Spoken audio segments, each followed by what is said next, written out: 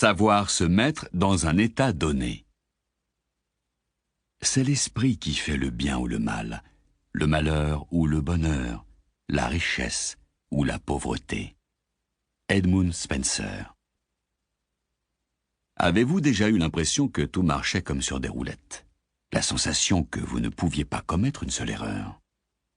Cette partie de tennis où toutes vos balles passaient au ras du filet? Cette réunion de travail où vous aviez réponse à tout? La fois où vous vous êtes surpris vous-même à accomplir un acte héroïque dont vous vous croyiez incapable?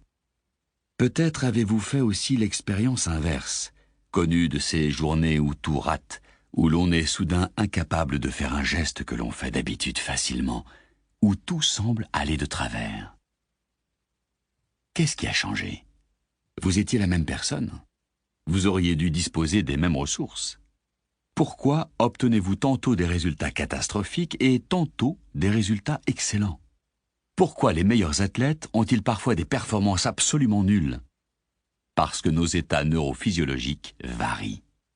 Il existe en effet des états dynamisants, la confiance, l'amour, la force intérieure, l'extase, la conviction, qui permettent de capter toutes les ressources dont on dispose.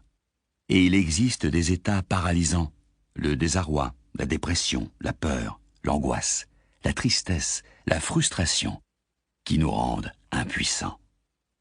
Nous passons tous des bons aux mauvais états et réciproquement. Vous est-il arrivé d'entrer dans un café et que le garçon aboie « Qu'est-ce que vous voulez ?» Pensez-vous que ce soit sa seule façon de communiquer? Peut-être a-t-il eu en effet une vie si difficile qu'il ne sait pas se comporter autrement. Mais il est plus probable qu'il a seulement eu une dure journée et beaucoup de clients, dont certains ont dû se montrer désagréables avec lui. Au fond, ce n'est pas quelqu'un de malveillant, mais seulement un être à bout de ressources. Modifiez l'état dans lequel il se trouve et vous modifierez son comportement. Comprendre l'état dans lequel on se trouve, telle est la clé du changement et de la réussite. Notre comportement résulte de l'état dans lequel nous sommes. Nous utilisons toujours de façon optimale nos ressources disponibles, mais il nous arrive malheureusement de nous trouver dans des états qui correspondent à une pénurie de ces ressources. Parce que j'étais dans un de ces états, j'ai souvent fait ou dit des choses que j'ai ensuite regrettées ou dont j'ai eu honte. Cela s'est certainement aussi produit pour vous. Et quand quelqu'un vous traite mal, il faut vous rappeler ces moments. Vous apprendrez ainsi à substituer la compréhension à la colère. On ne jette pas de pierre contre les murs quand on habite dans une maison de verre. Dites-vous que le comportement n'est pas l'homme, et apprenez à contrôler vos états, donc vos comportements. N'aimeriez-vous pas claquer des doigts et vous retrouver instantanément plein de dynamisme, d'enthousiasme, de confiance, l'esprit en éveil et le corps débordant d'énergie?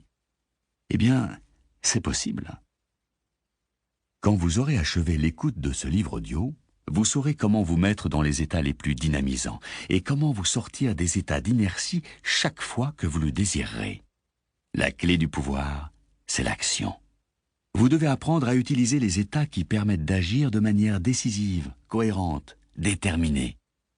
Nous allons commencer par voir dans ce chapitre ce que sont ces états et quels résultats ils favorisent. Puis nous apprendrons à les mettre à notre service. Un état peut être défini comme la somme de millions de phénomènes neurologiques qui se produisent en nous, c'est-à-dire de tout ce qui nous arrive à un moment donné. La plupart de nos états s'instaurent sans intervention consciente de notre part. Un événement se produit et nous y réagissons en nous mettant dans un état particulier. Qu'il soit fécond ou inhibitif, cet état semble nous être généralement imposé sans que nous ne puissions le modifier. Ceux qui réussissent sont ceux qui savent se mettre à volonté dans un état dynamogène. En fait, nous ne désirons qu'une chose, nous trouver dans un certain état.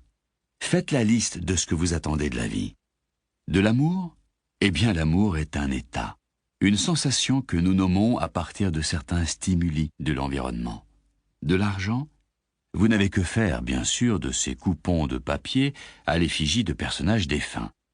Vous ne désirez en fait que ce que l'argent représente pour vous. L'amour, la confiance, la liberté ou tout autre état qu'il peut, selon vous, vous procurer. Par conséquent, la clé de l'amour, de la joie, du pouvoir dont l'être humain rêve depuis toujours, celui de mener sa vie comme il l'entend, c'est la capacité de contrôler ses états. Pour y parvenir, il faut avant tout utiliser efficacement son cerveau et commencer par comprendre comment il fonctionne. Nous devons savoir tout d'abord ce qui crée un état. Depuis des siècles, l'homme n'a cessé de chercher à modifier ses états et donc sa façon de voir la vie. Il a essayé le jeûne, la drogue, les rituels, la musique, l'amour, la nourriture, l'hypnose, la psalmodie. Tous ces artifices ont leur utilité, mais aussi leurs limites. Vous allez maintenant découvrir des moyens au moins aussi puissants et beaucoup plus simples, et dans certains cas, plus rapides et plus précis. Si tout comportement résulte de l'état dans lequel nous sommes, on peut se demander ce qui crée cet état.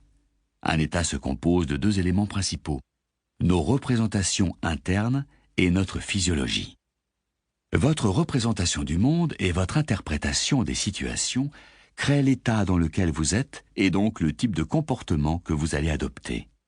Comment par exemple traitez-vous celui ou celle avec qui vous vivez quand il rentre plus tard que prévu à la maison? Votre réaction dépend beaucoup de l'état dans lequel vous êtes au moment de son retour, et cet état est lui-même largement déterminé par la raison que vous vous êtes donnée pour expliquer ce retard.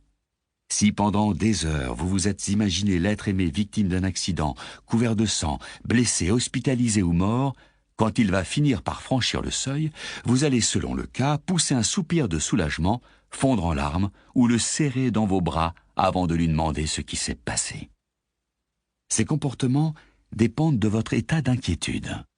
Si en revanche, vous avez pensé qu'il avait une aventure amoureuse secrète, ou si vous vous êtes répété longuement qu'il est en retard parce qu'il se moque de ce que vous éprouvez, vous lui réserverez un accueil radicalement différent. L'état de colère ou de déception dans lequel vous serez engendrera un certain type de comportement. On peut se demander maintenant ce qui pousse un individu à se mettre dans un état d'inquiétude, de colère ou de méfiance devant un événement ou un autre. Les causes sont nombreuses. Il se peut que nous imitions les réactions de nos parents ou d'autres modèles. Si, quand vous étiez enfant, votre mère s'inquiétait toujours quand votre père rentrait en retard, vous aurez peut-être tendance à voir les choses sous un jour inquiétant. Si votre mère se plaignait de ne pas pouvoir faire confiance à votre père, vous pourrez être tenté d'imiter ce modèle. Nos convictions, nos réactions, nos valeurs et nos expériences passées modifient en effet les types des représentations que nous nous faisons d'autrui. Autre facteur au moins aussi important, notre condition physiologique. Notre tension musculaire, notre alimentation, notre façon de respirer, notre posture, le niveau général de notre fonctionnement biochimique, tous ces éléments ont une influence sur notre état. Les représentations internes et la physiologie fonctionnent ensemble selon une boucle cybernétique. Tout ce qui affecte l'un affecte automatiquement l'autre. Modifier son état implique donc de transformer ses représentations internes et sa physiologie. Si, au moment où l'être aimé est censé se trouver à la maison, votre corps est dans un état de plénitude, vous l'imaginerez certainement sur le chemin du retour, bloqué dans les embouteillages. Si en revanche, pour diverses raisons, vous êtes dans un état physiologique de grande tension musculaire ou de fatigue, si vous souffrez ou si vous manquez de sucre dans le sang, vous aurez tendance à vous représenter les choses d'une manière qui amplifie vos sentiments désagréables. Quand vous vous sentez en pleine forme physique, voyez-vous le monde de la même façon que lorsque vous êtes fatigué ou malade? Évidemment non. Votre condition physique modifie entièrement votre manière de vous représenter les choses et donc de les vivre. Quand vous vivez des événements contrariants, ne sentez-vous pas immédiatement une certaine tension dans votre corps? Ces deux facteurs, représentation interne et condition physique, réagissent donc continuellement l'un sur l'autre pour créer l'état dans lequel nous sommes, lequel détermine notre comportement. Aussi, pour contrôler notre vie, est-il nécessaire de contrôler nos états. Et pour contrôler nos états, nous devons agir sur nos représentations internes et sur notre physiologie. Imaginez que vous soyez en mesure de contrôler à 100% l'état dans lequel vous êtes, et ce, à tout moment. Essayons donc tout d'abord de comprendre le mécanisme de nos sensations. Les êtres humains reçoivent et interprètent les informations fournies par leur environnement au moyen de leurs 5 sens: le goût, l'odorat, la vue, l'ouïe et le toucher. Nous prenons la plupart des décisions qui modifient notre comportement en utilisant surtout 3 de ces sens: la vue, l'ouïe et le toucher. Ces récepteurs spécialisés transmettent au cerveau les stimuli extérieurs. Par divers processus de généralisation, de distorsion et de tri, le cerveau transforme ces signaux électriques en une représentation interne. Votre expérience de l'événement n'est donc pas exactement ce qui s'est produit, mais la représentation interne, personnalisée, de ce qui s'est produit. La conscience d'un individu ne peut pas traiter tous les signaux qui lui parviennent. Vous ne tarderiez pas à devenir fou si vous deviez consciemment attribuer un sens à des milliers de stimuli allant de la pulsation du sang dans votre pouce gauche à une vibration dans vos oreilles. Le cerveau procède donc à un filtrage et stocke l'information dont il a besoin ou dont il pense avoir besoin plus tard, et fait en sorte que le conscient n'ait pas à se préoccuper du reste. Ce filtrage explique l'immense variété de la perception humaine. 2 personnes peuvent assister au même accident de la circulation et en faire des récits totalement différents. L'une accordera une plus grande importance à ce qu'elle a vu et l'autre à ce qu'elle a entendu. Chaque témoin entamera le processus de perception avec un outil physiologique différent. Le premier a peut-être une acuité visuelle parfaite alors que le second est myope. D'autre part, l'un d'eux peut avoir eu un accident dans le passé et en avoir gardé un souvenir très présent. Dans tous les cas, ils se feront une représentation différente du même événement, et cette représentation servira à son tour de filtre pour interpréter des événements futurs. La carte n'est pas le territoire. Telle est une des idées fondamentales de la PNL. Comme l'a écrit Alfred Korzybski, il faut noter les caractéristiques importantes de la carte. La carte n'est pas le territoire qu'elle représente, mais si elle est exacte, elle a une structure semblable, ce qui en fait son utilité. Transposé aux individus, cela signifie que leur représentation interne n'est pas une restitution exacte de l'événement. Ce n'en est qu'une interprétation, filtrée par des convictions, des positions, des valeurs personnelles, et par ce qu'on appelle des métaprogrammes. C'est peut-être la raison pour laquelle Einstein a dit un jour: quiconque prétend s'ériger en juge de la vérité et du savoir s'expose à périr sous les éclats de rire des dieux. Puisque nous ignorons comment sont réellement les choses et que nous n'en connaissons que la représentation que nous nous en faisons, pourquoi ne pas les représenter d'une manière qui nous donne du pouvoir et en donne aux autres, au lieu de nous imposer des limites?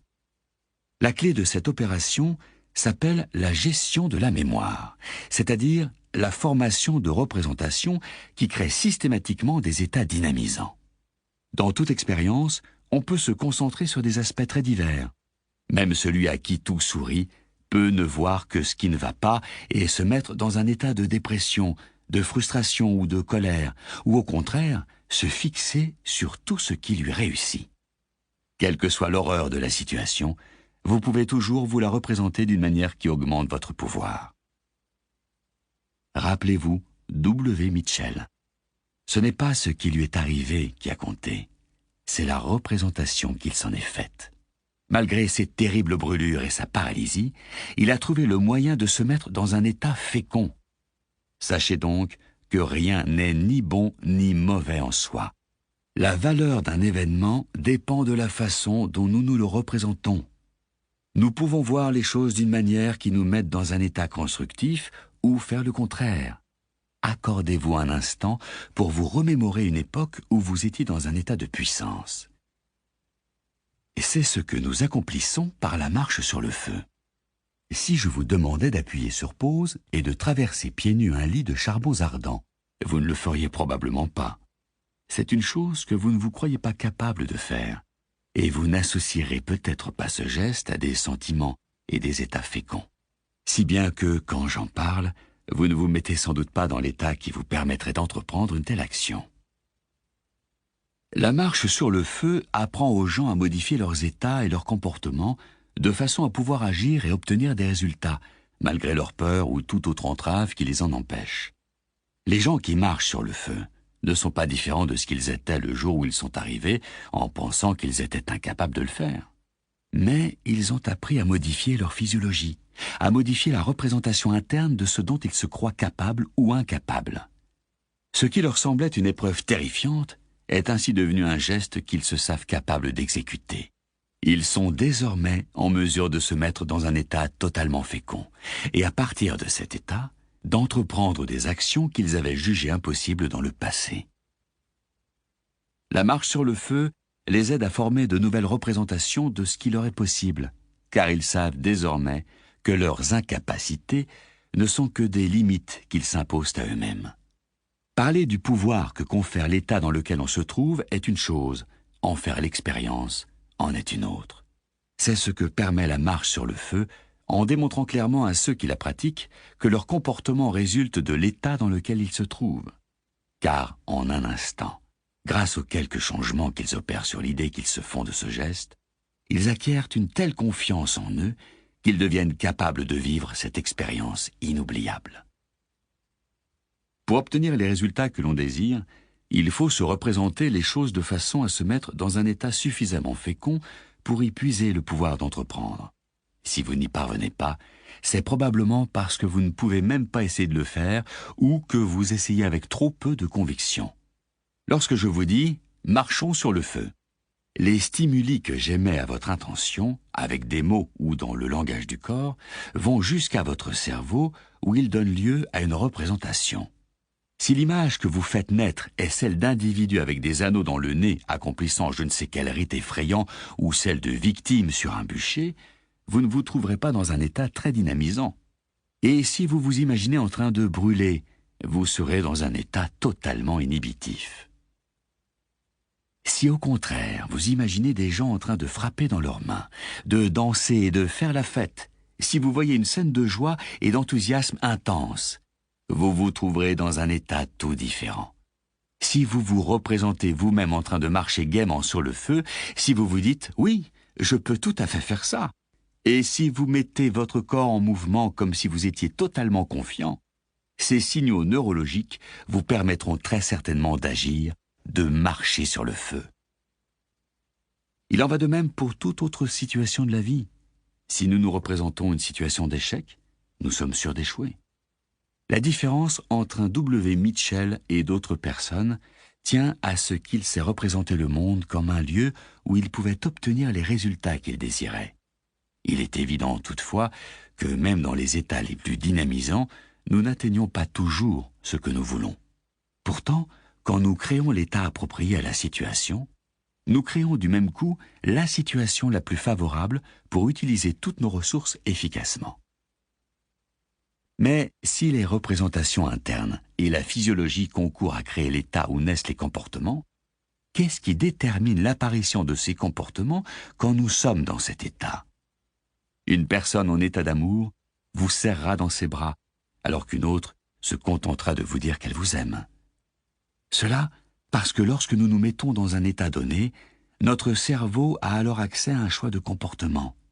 Ce choix dépend lui-même des modèles dont nous disposons. Certaines personnes, quand elles sont en colère, ne disposent que d'un modèle de réaction. Elles explosent, parce que c'est ce qu'elles ont appris en observant leurs parents. Certaines ont pu essayer d'autres réactions qui leur ont permis d'obtenir ce qu'elles voulaient et les ont enregistrées dans leur mémoire pour un usage ultérieur. Nous avons tous des conceptions du monde, des schémas qui modèlent notre perception de l'environnement. À partir des gens que nous connaissons, des livres que nous lisons ou des films que nous voyons, nous formons une image du monde et de ce qu'il est possible d'y faire. La vie de W. Mitchell fut modelée par le souvenir d'un homme qu'il avait connu dans son enfance, un paralytique qui avait fait de son existence une réussite. Mitchell disposait donc d'un modèle qui l'a aidé à se dire que sa situation ne l'empêchait nullement d'atteindre au succès. En imitant d'autres individus, nous devons découvrir les convictions particulières qui les amènent à se représenter un monde où l'action est possible. Nous devons trouver exactement comment ils se représentent leur expérience du monde, quelles sont les images qu'ils forment dans leur esprit, ce qu'ils se disent, ce qu'ils ressentent. Et, je le répète, Si nous réussissons à envoyer les mêmes messages à notre corps, nous pouvons produire les mêmes résultats. Toute la question de l'imitation est là. Les résultats ne se produisent pas tout seuls. C'est là une constante de la vie. Si vous ne décidez pas consciemment des résultats que vous voulez produire et que vous ne vous représentez pas les choses en conséquence, un phénomène extérieur, une conversation, une émission de télévision, n'importe quoi, risque de provoquer en vous un état négatif. La vie est comme une rivière, elle court. Vous risquez d'être emporté par elle si vous ne prenez pas des mesures volontaires, conscientes, pour vous diriger dans la direction que vous avez choisie. Si vous ne plantez pas les graines mentales et physiologiques de l'effet que vous recherchez, la mauvaise herbe poussera toute seule.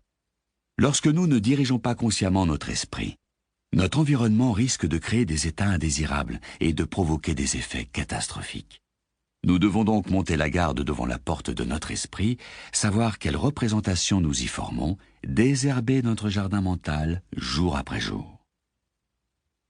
L'histoire de Karl Wallenda nous fournit un des exemples les plus parlants d'états indésirables. Depuis des années, il posait des antennes et n'avait jamais envisagé la possibilité d'une chute. C'était pour lui une chose impensable. Or, un jour, il commença à dire à sa femme qu'il se voyait en train de tomber. 3 mois plus tard, il fit une chute mortelle.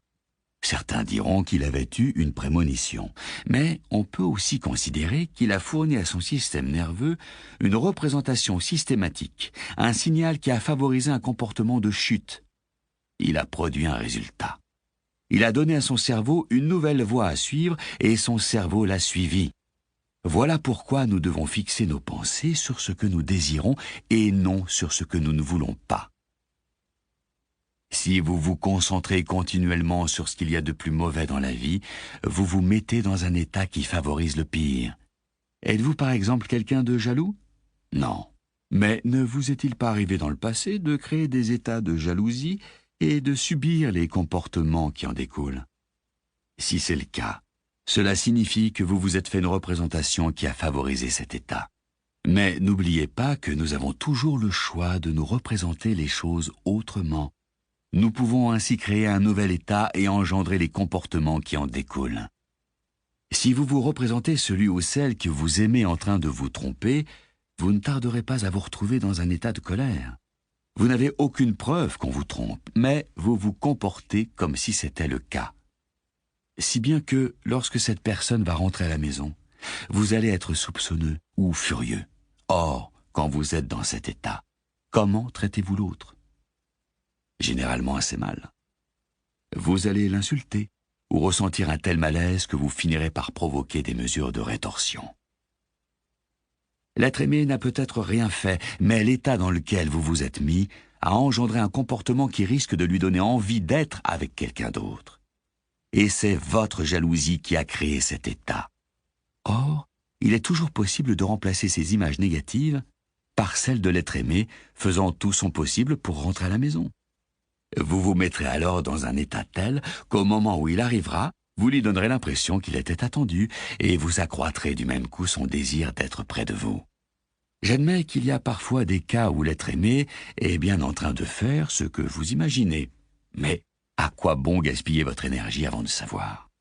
La plupart du temps, il ne s'est rien passé et vous avez causé de la souffrance à l'autre et à vous-même. Qui avez-vous gagné?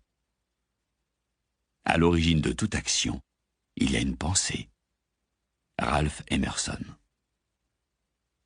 Si nous contrôlons la façon dont nous communiquons avec nous-mêmes et émettons des signaux visuels, sonores et gestuels de ce que nous voulons, nous pouvons obtenir des effets remarquables, même dans des situations où les chances de succès semblent faibles ou nulles. Les chefs d'entreprise, les entraîneurs sportifs, les parents les plus efficaces sont ceux qui réussissent à se représenter et à représenter aux autres les circonstances de la vie de manière positive, et cela malgré la présence de signes extérieurs apparemment décourageants. Ils se maintiennent ainsi dans un état de disponibilité qui leur permet de continuer à agir jusqu'au succès. Vous avez sans doute entendu parler de Mel Fisher. C'est l'homme qui, pendant 17 ans, a cherché un trésor enfoui au fond des mers et a fini par découvrir pour plus de 3 milliards de francs de lingots d'or et d'argent. Dans un article que j'ai lu à son sujet, on demandait à un des membres de son équipage pourquoi il était resté avec lui si longtemps. Et ce dernier a répondu que Mel avait le don de susciter l'enthousiasme. Tous les jours, Fisher se répétait à lui-même et disait aux autres « c'est pour aujourd'hui » et à la fin de la journée « ce sera pour demain ». Mais il ne suffisait pas de le dire. Il fallait aussi qu'il le dise comme il convient, avec un certain ton de voix et en formant certaines images dans son esprit. Il se mettait chaque jour dans l'état qui lui permettait de continuer à agir. C'est un exemple classique de la formule fondamentale du succès.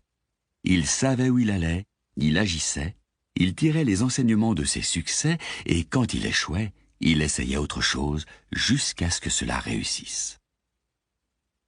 L'un des meilleurs motivateurs que je connaisse s'appelle Dick Tomey, entraîneur de l'équipe de football américain de l'Université de Hawaï. C'est un homme qui a parfaitement compris combien les représentations internes affectent les performances des athlètes. Lors d'un match contre l'Université du Wyoming, la marque était à la mi-temps de 22-0 contre son équipe, qui semblait complètement perdue. Vous pouvez imaginer l'état des joueurs quand ils se retrouvèrent dans les vestiaires. Tomey examina leur mine défaite et comprit que, à moins de réussir à modifier leur état, ils ne toucheraient pas une balle pendant la deuxième mi-temps. Dick sortit alors un panneau où il avait collé une série de photocopies d'articles qu'il conservait depuis des années. Chacun des articles relatait l'histoire d'équipes qui avaient repris autant sinon plus de points de retard et qui avaient réussi à gagner malgré ce handicap. En leur faisant lire ces articles, il a réussi à insuffler à ses joueurs la certitude qu'ils pouvaient gagner. Et cette certitude créa un état neurophysiologique entièrement nouveau. Qu'arriva-t-il ? L'équipe de Tomey fit le match de sa carrière. Elle empêcha le Wyoming de marquer un seul point et termina la partie sur un score de 27-22. Il avait pour cela suffi de modifier les représentations internes des joueurs. Il n'y a pas longtemps, je me trouvais à bord d'un avion en compagnie de Ken Blanchard, le co-auteur de Chef d'entreprise en 1 minute. Il venait de rédiger un article pour le Golf Digest intitulé « Champion de golf en 1 minute ». Il avait mis le grappin sur l'un des plus grands entraîneurs de golf des États-Unis et, grâce à cela, avait réussi à améliorer son score. Il me raconta qu'il avait appris toutes sortes de subtilités fort utiles, mais qu'il avait un mal fou à se les rappeler toutes. Je lui dis qu'il n'avait pas besoin de se rappeler tous les détails. Mais avait-il jamais frappé une balle de golf à la perfection ? Il me répondit par l'affirmative. Je lui expliquai alors que cette stratégie, cette manière particulière d'organiser ses ressources, avait été enregistrée clairement dans son inconscient. Il lui suffisait simplement, pour recommencer, de se remettre dans l'état qui lui permettrait d'utiliser ces informations. Je consacrai quelques minutes à lui montrer comment se mettre dans cet état dès qu'il le voudrait. Nous apprendrons cette technique au chapitre 17. Et que s'est-il produit ? Il fit la plus belle partie qu'il ait faite depuis 15 ans, dépassant son précédent score de 15 points. Pourquoi ? Parce qu'il n'existe rien de plus puissant qu'un état dynamisant. Il n'eut pas besoin de faire d'efforts pour se rappeler comment agir. Il accéda sans peine à toutes les ressources dont il avait besoin. Avant les Jeux Olympiques, j'ai travaillé avec Michael O'Brien, un nageur qui disputait le 1500 mètres nage libre. Il s'était beaucoup entraîné. Mais il avait l'impression qu'il ne faisait pas tout ce qu'il fallait pour gagner. En fait, il avait mis en place toute une série de blocages mentaux qui le freinaient. Il redoutait l'idée du succès et limitait ses ambitions à une médaille d'argent ou de bronze. Il n'était d'ailleurs pas favori pour la médaille d'or. Le favori, c'était George DiCarlo, qui avait battu Michael à plusieurs reprises. J'ai passé 1h30 avec Michael pour l'aider à définir ses états de performance maximale, c'est-à-dire pour découvrir ce qu'il faisait lorsqu'il mettait en œuvre ses ressources physiques optimales. Ce qu'il s'était imaginé, ce qu'il s'était dit, ce qu'il avait ressenti lors de la rencontre unique où il avait battu George DiCarlo. Nous avons analysé les mesures qu'il prenait, mentalement et physiquement, quand il remportait des compétitions. Puis, nous avons associé les états où il se trouvait dans ces moments-là à un déclencheur automatique, la détonation du pistolet de départ. J'avais découvert que, le jour où il avait battu DiCarlo, il avait écouté Huey Lewis et les informations juste avant l'épreuve.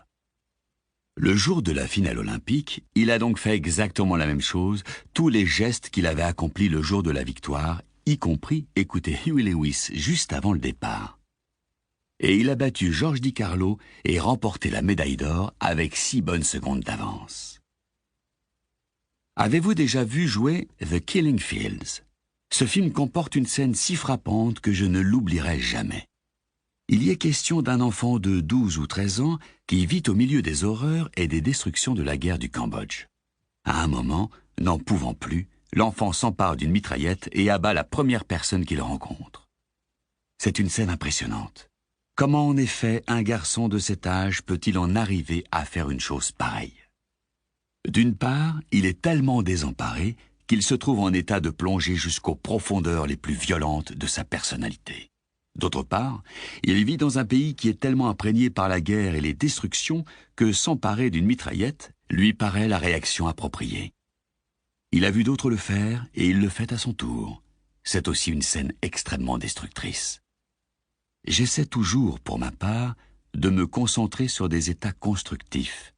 Mais cette scène nous donne un excellent avertissement sur ce que nous sommes capables de faire à partir de certains états et que nous ne pourrions pas faire dans d'autres.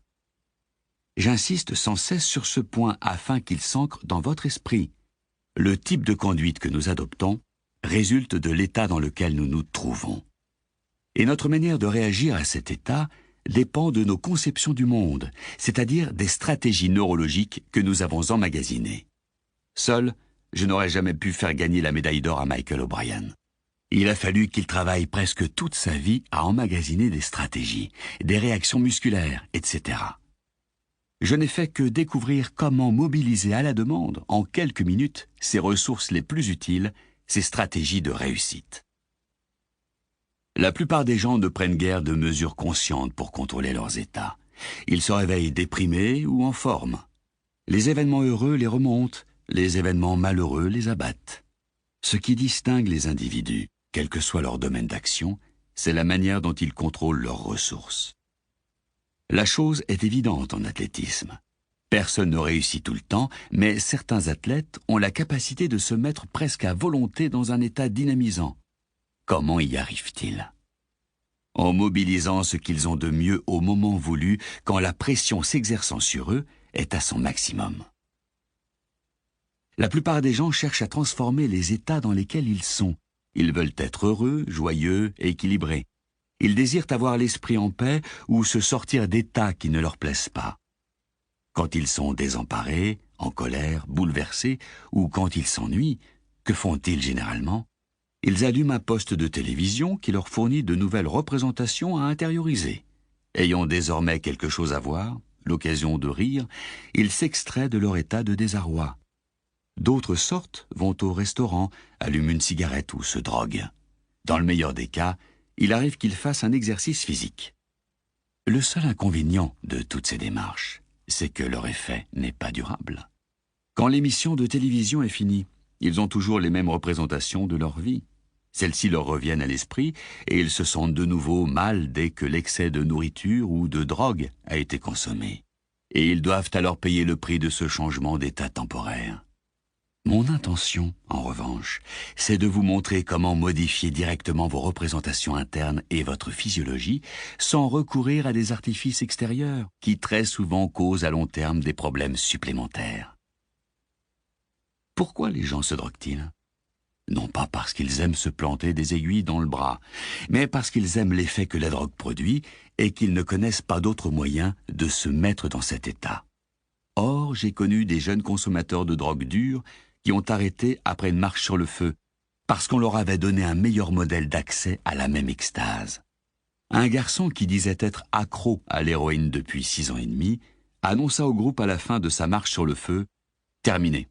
Avec la seringue, je n'ai jamais ressenti quelque chose qui approche même de loin ce que j'ai ressenti en arrivant de l'autre côté des braises. » Cela ne veut pas dire qu'il lui a fallu marcher sur le feu régulièrement. Il suffisait qu'il accède régulièrement à ce nouvel état. En accomplissant un geste qu'il croyait impossible, il avait élaboré un nouveau modèle de ce qu'il pouvait accomplir pour se sentir bien. Les gens qui ont accédé à la réussite savent avant tout capter les éléments les plus féconds de leur esprit. C'est ce qui les distingue de la masse.